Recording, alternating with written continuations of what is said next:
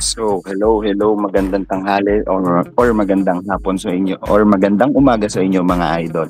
This is JM from JM Hoopcast Channel. Ngayon mga idol, pag-usapan natin kung paano ba nanalo ang Ginebra sa laban versus Token Text mga idol. So ito mga idol,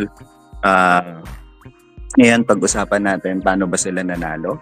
First of all mga idol, we know naman, and to be honest mga idol, from game 2 to game 4, laging from the first and to second quarter mga idol, kayang lamangan talaga ng Ginebra.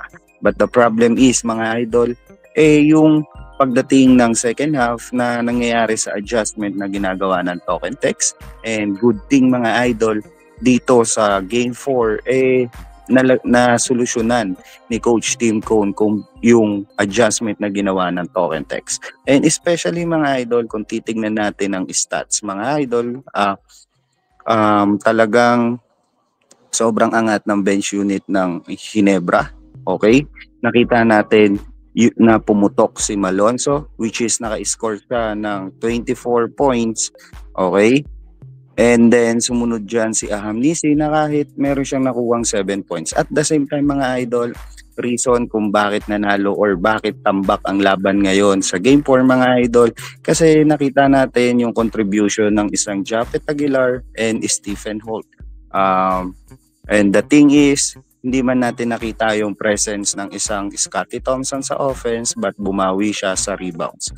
Ngayon mga idol, i-compare natin sa Token Text. Nakita nyo sa Token Text, ang gumana lang si RHJ, si Off Tana, si Pugoy, and si Nambatak.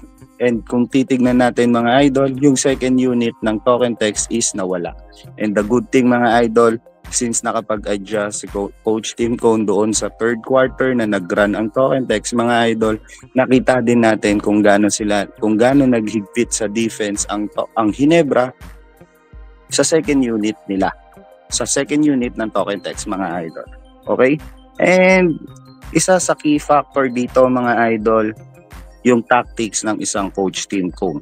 We know naman na both coaches, okay, pareha silang tactician and magaling sa adjustment, and gaya nga ng sabi ko mga idol, labanan to ng defense versus defense, okay? And kung titingnan natin mga idol, yung laban na to simula game 1 to game 4, sobrang low scoring, hindi pa umaabot ng 100 points mga idol. And salute to Justin Brownlee mga idol, kasi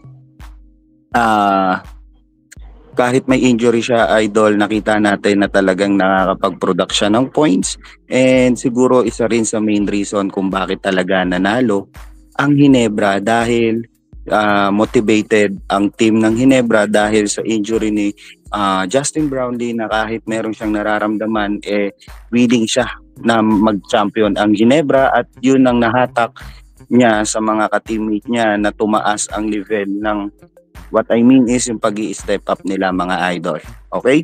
And salute to Japet Aguilar mga idol, na nakapag-provide kahit papano ng 18 points. Malaking bagay na yon para sa kanila.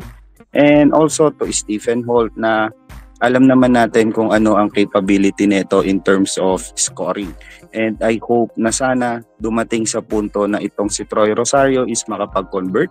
Dahil idol, once na makapag-convert to si Troy Rosario, talagang kaya nang mag-champion ng Ginebra. Ngayon mga idol, uulitin ko, just a quick recap, yun ang isa sa main reason kung bakit nanalo ang Ginebra, dahil sa adjustment na ginawa din nila pagdating sa third quarter, at hindi sila nagpabaya, dahil alam natin kung paano mag-adjust ang Token Text from game 1 to game 4.